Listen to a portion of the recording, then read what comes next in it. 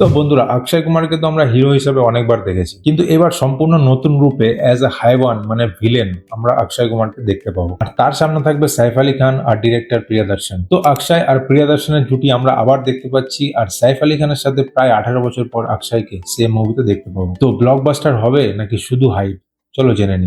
Hello, আমার নাম আশিস আর তোমরা দেখছো পোস্টম্যান টকিস। তো প্রথমে যদি কাস্টিং নিয়ে কথা বলি, অক্ষয়কে মেন অ্যান্টাগনিস্টের রোলে দেখাবে, মানে মেন ভিলেন, আর তার সাথে সাইফ আলী খানকে প্রোটাগনিস্টের রোলটা প্লে করতে দেখা যাবে। এবার সবচেয়ে ইন্টারেস্টিং কথা হলো, এই মুভিটা মোহনলালের মালায়ালাম মুভি ওপ্পামের অফিসিয়াল হিন্দি রিমেক হতে চলেছে, যেটা ডিরেক্টর প্রিয়দর্শন নিজেই ছিল। আর এটা ভেবো না যে প্রিয়দর্শন এটা ফার্স্ট টাইম বলিউডে রিমেক করছে মালায়ালাম কোনো মুভি। কাল ক্লাসিক হেরাফেরির কথা তো সবার মনে আছে, ওই মুভিটাও কিন্তু প্রিয়দর্শনেরই মালায়ালাম একটা মুভি রামজি রাওর থেকে রিমেক করা হয়েছিল। আর ভুল ভুলাইয়ার কথা ভুলে গেলে কিভাবে হয়, ওটাও 1993 এর মালায়ালাম একটা মুভি মানি চিত্রা থাজু এরকম একটা সামথিং নাম হবে, ওটার রিমেক ছিল। তো একদম ইজি ফর্মুলা ভাই, কাল ক্লাসিক মুভিগুলোকে তোলো, কপি পেস্ট করো আর পয়সা ছাপো। কিন্তু এখানে একটা বিগ কোয়েশ্চেন আছে যে ওপ্পামের মতো কাল ক্লাসিক মুভি যেটা অলরেডি ইউটিউবে অ্যাভেলেবেল আছে, তাও আবার হিন্দি ভার্সনে, আরামসে ফ্রিতে দেখে নিতে পারবে, সেই একই গল্পের রিমেক দেখতে টাকা খরচা করে সিনেমা হলে কেউ যাবে? যেমন কালকে মির্জাপুর দা মুভি ট্রেলার রিভিউ আমি একই কথা বলেছিলাম, সেম রিপিটেটিভ কন্টেন্ট গুলোই কিন্তু ঘুরে ফিরে আসছে আবার,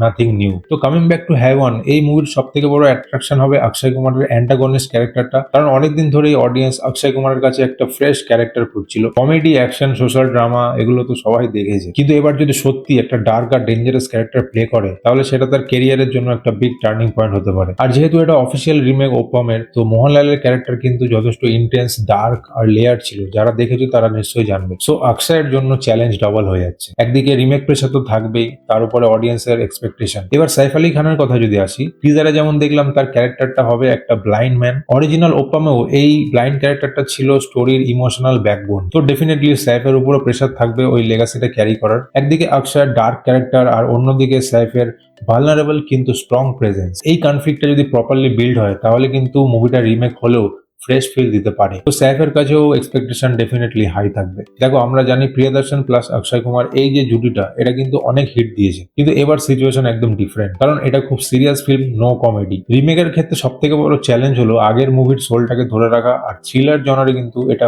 একটু টাফ, কারণ অডিয়েন্স আগে স্টোরি জানে, তাই কম্পেয়ার করতে শুরু করে দেবে। তো প্রিয়দর্শনের কাছে এটা একটা বড় টেস্ট হবে। তো এবার আমি হাইওয়ানের কিছু স্ট্রং পয়েন্ট বলবো। অক্ষয় কুমারের ডার্ক আফতার, সাইফ আলী খানের ইমোশনাল রোল, প্রিয়দর্শনের এক্সপিরিয়েন্স, অ্যান্ড অবভিয়াসলি ওপ্পামের প্রুভেন স্টোরি স্ট্রাকচার। এই কম্বিনেশন যদি প্রপারলি এক্সিকিউট হয়, তাহলে রিমেক হলেও মুভি এঙ্গেজিং হবে। তো আমার ফাইনাল টেক যদি বলি, এই টিজারটা নিয়ে যথেষ্ট পোটেনশিয়াল আছে, কিন্তু এটা ফুললি ডিপেন্ড করবে এক্সিকিউশনের উপর। এখনই ব্লকবাস্টার বা ফ্লপ বলা ঠিক হবে না, but yes, thriller lover can definitely keep it in your watch list. তো তোমরা জনতা জনার্দন বলো যে অক্ষয় কুমার কি ওপ্পামের ওই লেগাসিটা ক্যারি করতে পারবে?